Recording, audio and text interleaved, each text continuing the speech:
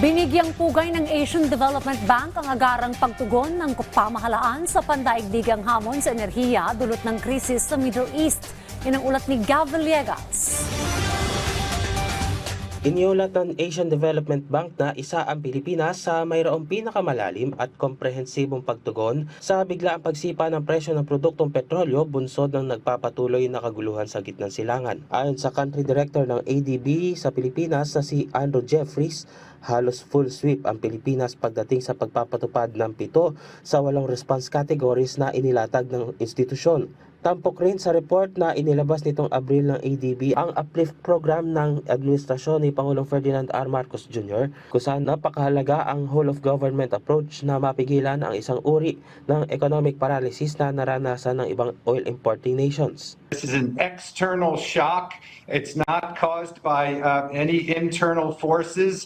And the tools the government can use to address this shock, they've utilized as widely as they can. They've, Executive Order 114 eliminated the excise tax on LPG and kerosene, which affects a lot of households, including vulnerable households. They've deliberately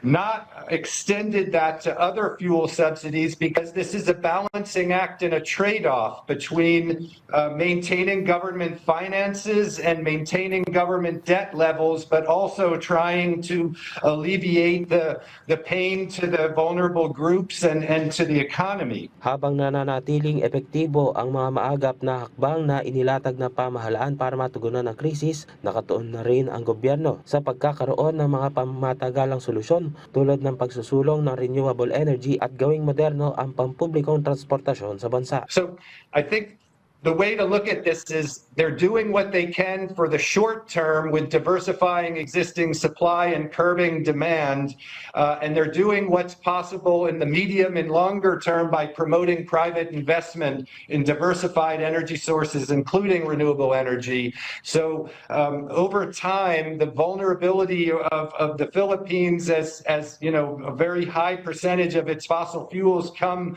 from the Middle East region, that should dissipate over time. Suportado rin ng ADB ang pagkakaroon ng targeted cash transfer para sa vulnerable households kung saan binigyan din nito ang efficiency sa pamamahagi ng ayuda na mahalaga para maiwasan ang domino effect sa pagtaas ng presyo ng pagkain at pangunahing bilihin.